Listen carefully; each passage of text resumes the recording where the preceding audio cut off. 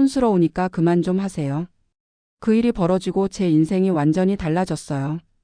저는 매일 아침 6시에 일어납니다. 부엌 창문 너머로 고요한 들판이 보이죠. 전기 주전자가 끊는 소리를 들으며 커피를 내리는 게 하루의 시작이에요. 시골 생활이란 게 그렇습니다. 하루가 느리고 단순하죠.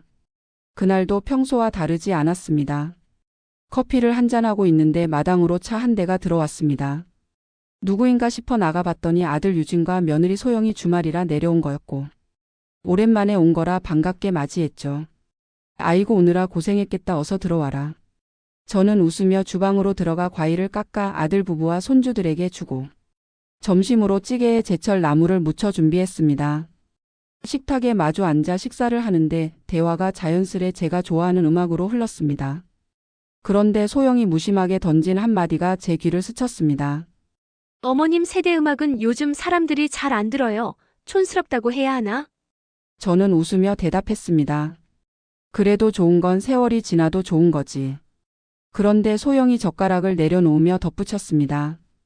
그래서 어머님이 음악 선생님 하셨는데도 일찍 그만두신 거잖아요. 요즘 아이들 눈높이에는 안 맞아서요. 그 말이 제 가슴 한가운데를 쿡 찔렀습니다. 마치 오래 묻어둔 흉터를 손가락으로 꾹 눌러버린 듯 했죠. 저는 표정을 감추려고 물잔을 들었지만 차가운 물이 목을 타고 내려가도 마음이 더 답답해졌습니다. 식사 후 소영은 거실에서 유진과 함께 TV를 보며 웃어댔고 저는 부엌에서 설거지를 하는데 웃음소리가 점점 멀게 느껴졌습니다. 머릿속엔 아까 소영이 한 말이 맴돌았죠.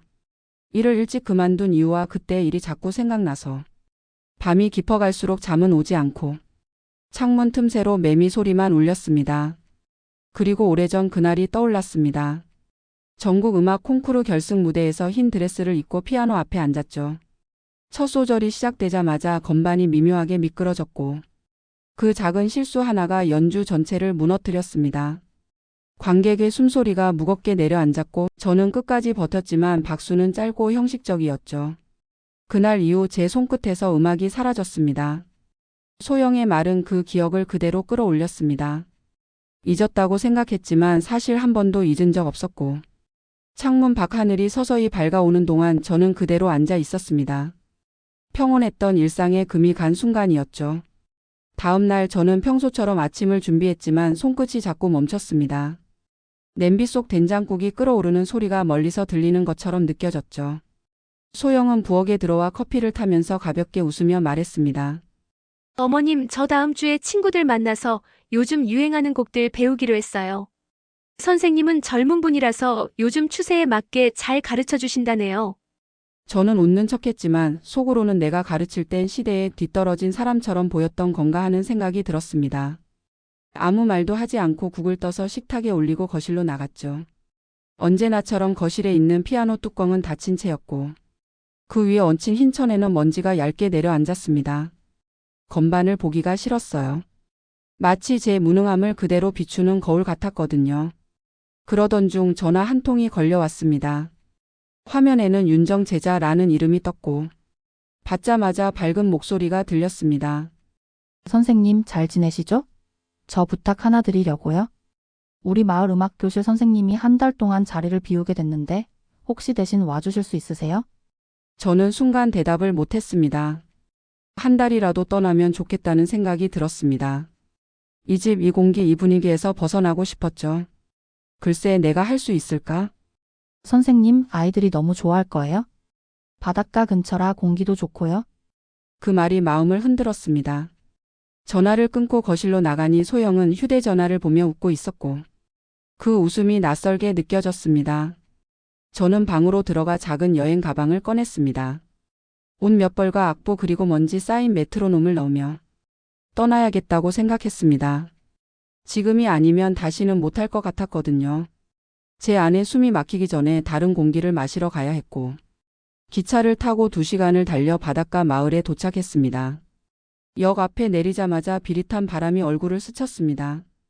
도시와는 다른 공기, 소금 냄새가 스며드는 공기였죠. 윤정이 역으로 마중 나와 손을 흔들며 웃고 있었어요. 선생님 오랜만이에요. 여긴 정말 조용하죠? 다만 안쪽으로 들어가면 살짝 시끄러울 거예요. 마을은 생각했던 것보다 많이 작았습니다. 길로 들어서면 양쪽에 낮은 건물과 상점들이 이어졌습니다. 바다 쪽으로 걸음을 옮기니 파도 소리가 가까워졌고 해안에는 낡은 카페, 오래된 등대, 그리고 작은 공연장이 있었습니다. 그 공연장이 이번에 제가 아이들을 가르칠 음악 교실이었죠. 윤정이 제가 한 달간 묵을 숙소로 안내했는데 바닷가가 한눈에 보이는 2층 주택이었고 창문을 열자 파도 부서지는 소리가 방 안가득 들어왔습니다. 이곳에서 한 달을 보내게 된다니 갑자기 가슴이 뛰었어요. 첫 수업날 아이들은 제게 수줍게 인사를 건넸습니다. 손가락이 짧은 아이, 악보를 거꾸로 잡은 아이, 피아노를 처음 만져보는 아이까지 다양했죠.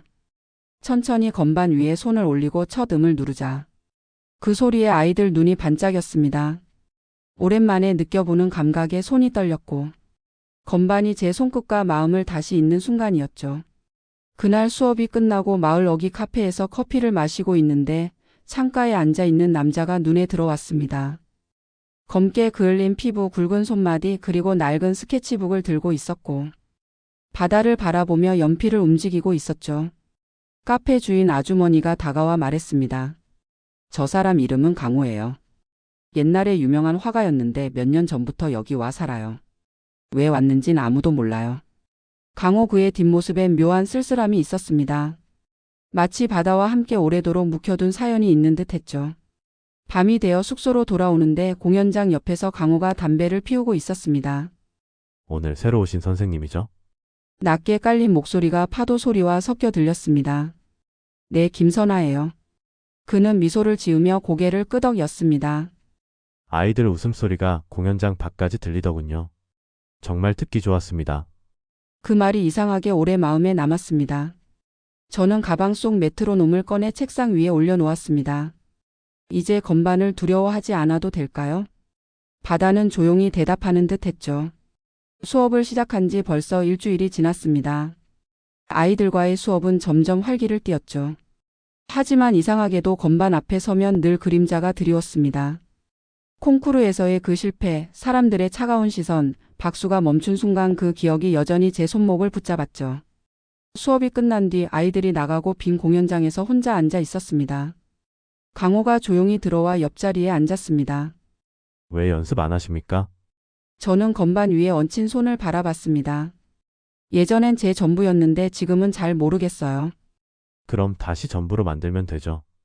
그는 간단하게 말하고 공연장을 나갔습니다. 그 뒷모습이 오랫동안 머릿속에 남았습니다. 며칠이 지나고 마을 축제 준비가 시작됐습니다. 아이들이 무대에 서서 연주할 기회였죠. 윤정은 제게 아이들의 합주를 맡아 달라고 했지만 저는 망설였습니다. 무대 그 단어만 들어도 숨이 막히는 것 같았거든요. 그날 밤 숙소 앞 바다를 걷는데 파도가 거칠었습니다. 모래 위에 발자국이 찍히자마자 사라졌는데 제 흔적도 그렇게 지워질까 두려웠죠. 다음 날 강호가 스케치북을 들고 와 제게 내밀었습니다. 스케치북에는 피아노를 치는 제 모습이 그려져 있었는데 얼굴은 보이지 않았지만 손끝이 살아 있었습니다. 제가 본 건 이겁니다. 두려움이 아니라 살아있는 손. 그 그림을 본 순간 가슴이 묘하게 저릿했습니다. 여전히 건반을 두려워하지만 손이 살아있다는 그 말이 계속 떠올랐죠. 축제까지 남은 시간은 2주. 아이들은 들떠 있었지만 저는 마음 한구석이 무겁게 가라앉았습니다. 무대라는 단어만 들어도 가슴이 조여왔죠. 그날의 실패가 여전히 제 안에 살아 있었으니까요. 연습이 한창이던 어느 날 맨 앞줄에서 바이올린을 켜던 민지가 조심스럽게 물었습니다. 선생님, 우리 공연 때 선생님도 같이 해주시면 안 돼요? 순간 숨이 막히듯 멈칫했습니다. 저를 바라보는 아이들의 눈빛은 반짝였고 저는 고개를 끄덕일 수밖에 없었죠. 그래, 같이 하자. 그날 밤에 공연장에 혼자 남아 건반 앞에 앉았습니다. 불 꺼진 무대 위에 스포트라이트 대신 창문 너머 가로등 불빛이 희미하게 비쳤고 손끝이 차갑게 떨렸지만 억지로 첫 음을 눌렀습니다. 맑은 소리가 울려 퍼지자 가슴 깊은 곳이 움찔했습니다. 이 소리가 좋아서 시작했는데 언제부터 이렇게 두려워하게 됐는지. 곡의 중간 부분에 들어서자 옛날 기억이 불쑥 떠올랐습니다. 콩쿠르 무대 위 손이 미끄러지고 객석이 숨죽였던 순간. 누군가의 한숨, 누군가의 시선, 그리고 끝난 뒤의 정적. 그 정적이 지금도 제 심장을 조였습니다. 저는 아무 말 없이 건반 뚜껑을 덮었습니다. 공연장은 다시 조용해졌고 마음속에 울리던 뜨거운 소리도 멈췄죠. 창 밖에 바다가 검게 출렁이는 걸 보며 생각했습니다. 이대로 무대에 서면 또 도망칠지도 모르겠다고. 그때 민지와 아이들의 눈빛이 떠올랐어요. 선생님이랑 같이 하고 싶어요. 그 말이 흔들리던 저를 붙잡았고 바닷바람이 안으로 스며들었습니다. 창문을 닫으려다 강호의 그림이 떠올랐습니다. 살아있는 손. 그 손이 정말 살아있는지 이번 무대에서 확인해보고 싶었고 저는 다시 건반 뚜껑을 열었습니다. 축제 당일. 공연장 앞에는 마을 사람들과 관광객이 가득 모였습니다. 무대 뒤에서 아이들은 웃고 떠들었지만 제 심장은 쿵쿵 울리며 손끝이 차갑게 굳었죠. 첫 번째 곡이 시작됐습니다. 아이들은 집중해 연주했고 저도 떨리는 마음을 붙잡고 간신히 박자를 맞췄습니다. 하지만 두 번째 곡 가장 어려운 부분에서 손이 미끄러졌고 순간 공기가 멎는 듯 관객이 조용해져서 제 머릿속은 하얘지고 손이 미친 듯이 떨렸습니다. 또다시 실패다. 그 생각이 번개처럼 스쳤죠. 그 순간 민지의 바이올린 소리가 또렷하게 들렸습니다. 아이들은 멈추지 않고 연주를 이어갔고 저는 이를 악물고 따라갔습니다. 건반이 낯설게 느껴졌지만 아이들의 숨소리가 저를 무대에 붙잡아뒀죠. 곡이 끝나자 객석에서 박수가 터졌습니다. 하지만 제 귀에는 그 소리가 멀게만 느껴지고 아무 생각도 들지 않았습니다. 무대에서 내려오자 숨이 거칠게 몰아쉬어졌고 손에 식은땀이 배어 있었어요. 저는 도망치듯 공연장 옆 바다로 걸어갔고 거친 파도가 부서지는 소리가 귓가를 때렸지만 아무 생각도 할 수 없었어요. 그때 강호가 다가와 말했습니다. 당신은 오늘 무대에서 도망치지 않았습니다. 그걸 잊지 마세요. 그 말이 묘하게 위로가 되었지만 생각이 많아지게 만들었죠. 실패했지만 도망치지 않았다. 그 사실이 꽉 막혔던 가슴을 가라앉게 했지만 밤이 되자 생각이 복잡해졌습니다. 정말 나는 변하고 있는 걸까? 실패가 반복되면 아무리 도망치지 않아도 의미 없는 게 아닐까? 그때 창밖에서 바닷바람이 불어왔고 소금기 어린 냄새가 방 안을 채웠습니다. 바람결에 강호의 말이 다시 떠올랐죠. 도망치지 않았습니다. 저는 그 말을 천천히 되뇌었습니다. 다음 날에 강호와 바닷가를 걸었습니다. 바람이 거칠게 불었지만 그는 스케치북을 들고 있었고 서로 사소한 이야기를 하다가 강호가 자신의 이야기를 꺼냈죠. 예전에 나는 그림으로 먹고 살았는데 전시회 도중 큰 사고로 오른손을 다쳤고 다시는 그림을 못 그릴 거라고 의사가 그러더군요. 그는 잠시 바다를 바라보다 말을 이었습니다. 그때 포기했으면 지금 나는 없습니다. 그래서 왼손으로 다시 그리기 시작했어요. 완벽하진 않지만 또 한 번 그림 그리는 일이 나를 살렸습니다. 그의 목소리는 담담했지만 그 안에 쌓인 시간의 무게가 느껴졌습니다. 저는 아무 말도 하지 못했고 제 안에 두려움이 부끄럽게 느껴졌죠. 그날 밤 숙소로 돌아와 오래된 악보를 꺼냈습니다. 콩쿠르에서 실패했던 바로 그 곡이었죠. 손끝이 떨리고 심장이 덜컹거렸지만 이번엔 멈추지 않았습니다. 천천히 그리고 끝까지 연주했습니다. 마지막 음이 울릴 때 눈물이 건반 위로 떨어졌는데 이상하게도 마음은 후련해서 저도 모르게 웃음이 나더군요. 서울로 돌아갈 날이 다가왔습니다. 마지막 수업이 끝나자 아이들이 꽃다발을 건네며 말했습니다. 선생님 꼭 다시 오세요. 기다리고 있을게요.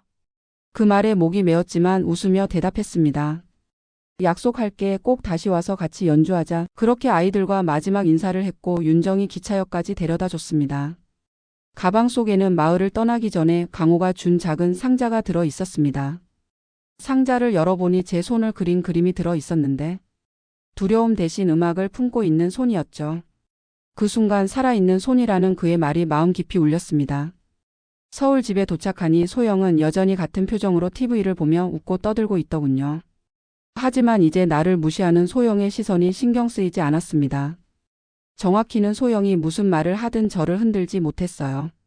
저는 곧장 피아노로 가서 뚜껑을 열고 손끝에 힘을 주고 소영이 모르는 곡을 연주하기 시작했습니다. 집안에 음악이 울려 퍼지며 소영과 아들이 저를 쳐다봤지만 멈추지 않았습니다. 마치 다시 뛰기 시작한 제 심장 소리처럼 힘있고 선명하게 피아노 소리가 울려 퍼졌고 며느리는 타박하려는 듯이 일어섰다가 주저앉으며 인상을 쓰더군요. 더 이상 피아노를 두려워하지도 무서워하지도 않고 손이 흘러가는 대로 그냥 뒀습니다.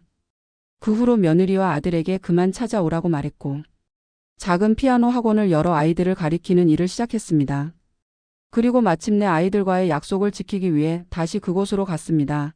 제 인생이 다시 시작된 그곳으로 말이죠. 며느리의 말 한마디가 제 인생을 바꿨네요.